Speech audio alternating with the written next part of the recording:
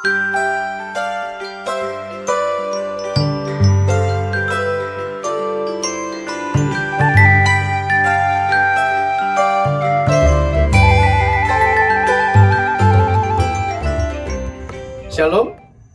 selamat pagi sahabat GPIB dimanapun kita berada.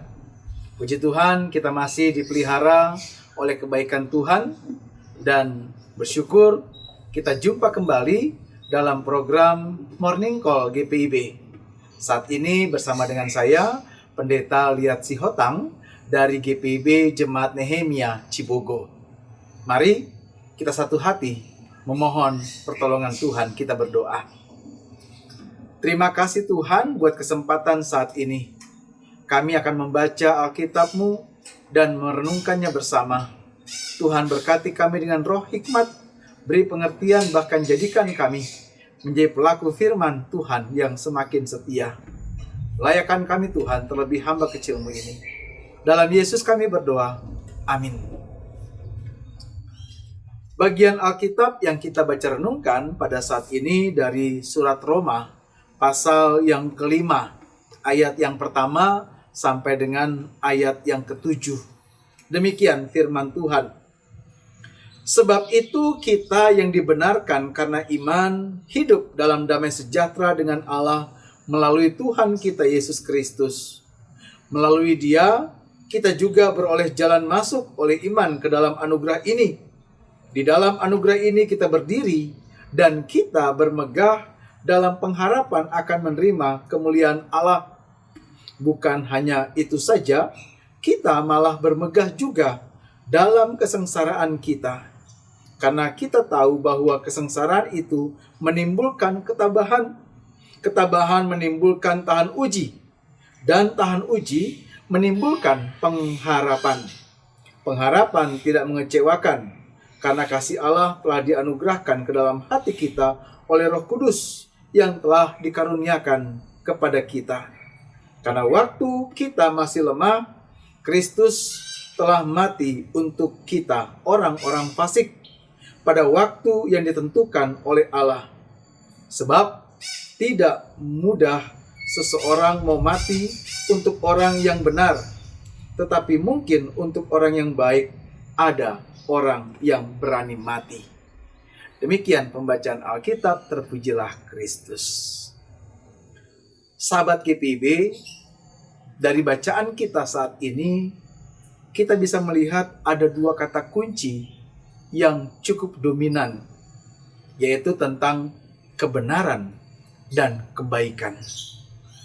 Mungkin ada di antara kita yang kemudian melihat bahwa, oh iya, antara kebenaran dan kebaikan itu berjalan seiringan. Mungkin ada yang melihat bahwa antara kebenaran dan kebaikan itu merupakan hal yang sama. Mungkin ada yang melihat bahwa ya nggak ada bedanya, cuma katanya saja yang nggak sama. Tetapi justru lewat bacaan kita saat ini, kita kembali diingatkan, ternyata antara baik dan benar itu memiliki perbedaan yang cukup mendasar. Kalau kita perhatikan bahwa bacaan kita di awal mengatakan bahwa kita ini awalnya orang yang fasik, yaitu orang yang belum menerima kebenaran, orang yang hidup dalam pengaruh dan kuasa atau belenggu dosa. Kita belum hidup dalam apa yang Tuhan mau. Dosa masih menjadi raja.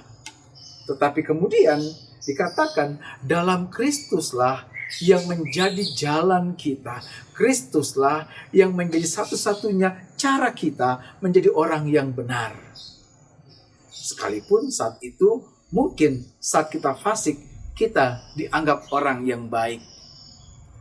Di sini ada perbedaan bahwa antara baik dan benar ternyata tidak sama.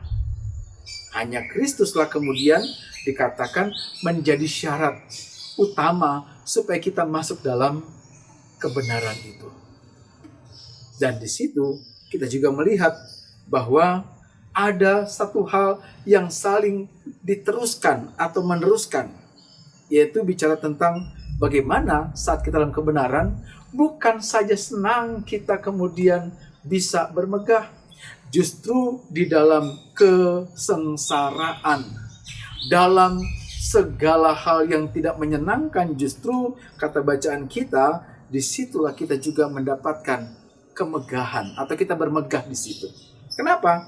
Lihat ayat yang ketiga, bahwa di dalam kesengsaraan itu kita punya ketabahan.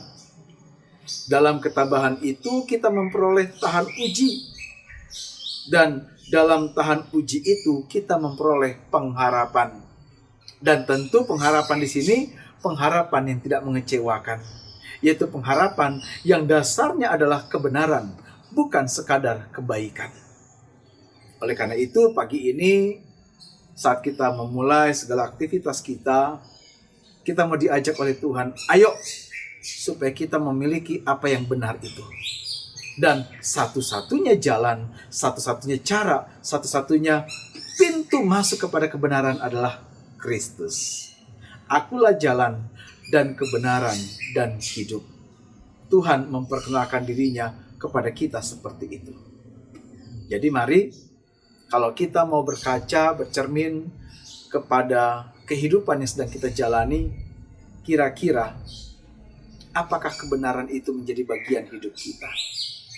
Dan kalau kita memang punya kerinduan yang sama, supaya kebenaran itu ada pada kita, biarlah Kristus yang menjadi raja dalam hidup kita. Biarlah Kristus yang menjadi Tuan di dalam hati dan pikiran kita. Sehingga kita kemudian menjalani kebenaran itu betul-betul di dalam sang kebenaran. Bukan yang semu, bukan yang seolah-olah, bukan yang seakan-akan, tetapi yang sebenar-benarnya. Hanya Kristus loh, tidak ada jalan lain. Yang kedua, kita merenungkan adalah tentang bagaimana kemudian kebenaran itu menjadi satu hal yang justru membuat kita semakin dibangun. Dan ternyata proses untuk dibenarkan itu nggak mudah. Proses untuk mendapatkan kebenaran itu bukan hal yang gampang. Ada syarat yang harus kita jalani. Dan saat kita mampu bermegah di dalamnya, disitulah kita bisa mendapatkan kebenaran yang hakiki. Ada kesengsaraan, ada penderitaan, ada pergumulan yang Tuhan izinkan kita alami. Sehingga di situ kita memiliki sebuah pengharapan pada akhirnya. Kenapa? Karena kemudian di situ ada jalan saat kita mendapatkan proses itu, yaitu apa? Dalam kesengsaraan kita mendapatkan ketabahan. Dalam ketabahan kita mendapatkan tahan uji. Dan dalam tahan uji kita mendapatkan pengharapan. Dan pengharapan yang sejati hanya dalam Kristus. Artinya apa? Mari proses supaya kita dibenarkan itu enggak mudah. Semuanya ada jalannya, semuanya ada caranya, semuanya ada hal yang Tuhan mau tunjukkan. Dan biarlah kita sebagai anak-anaknya betul-betul menjalani proses itu dengan benar.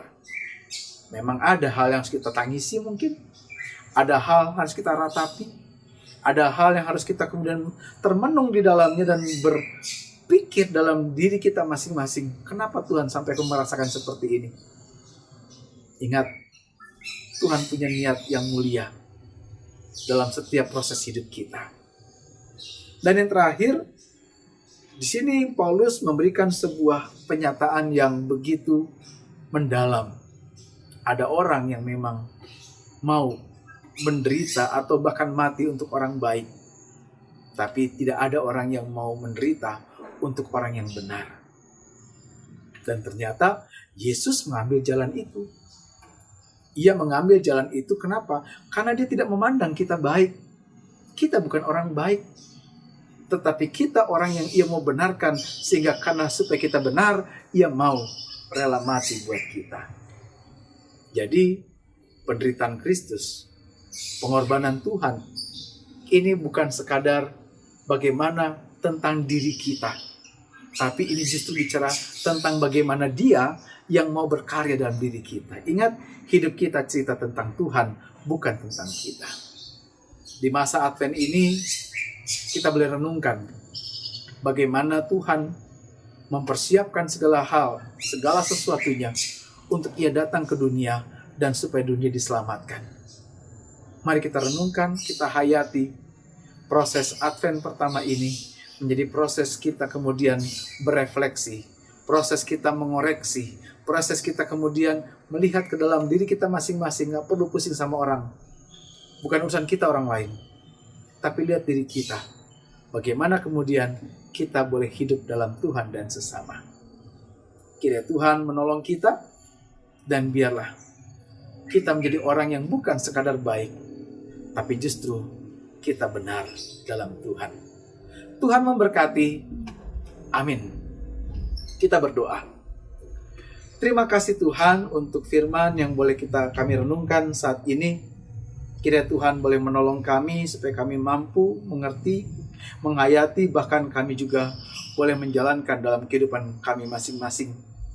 Kiranya kebenaran itu ada pada kami Tuhan, sehingga lewat kebenaran itu kebaikan Tuhan pun kami boleh bagikan. Kami berdoa untuk setiap aktivitas kami saat ini, Tuhan sertai kami.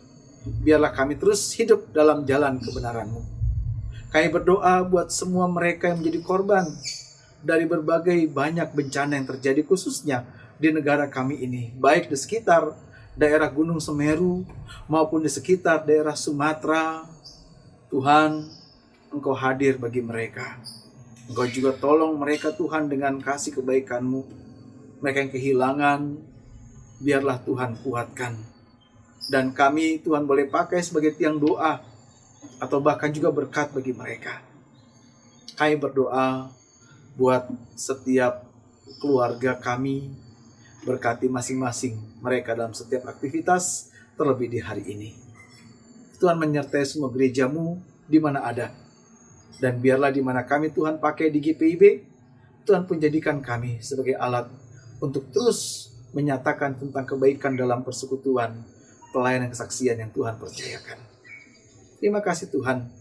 Biarlah segala langkah hidup kami semata-mata hanya untuk hormat dan kemuliaan nama-Mu. Kami yakin melangkah pada hari ini karena Tuhan bersama dengan kami. Allah yang benar dan Allah yang dalam kebenaran itu baik dalam hidup kami. Inilah doa kami Tuhan, sempurnakanlah dan jadilah kehendak-Mu di dalamnya.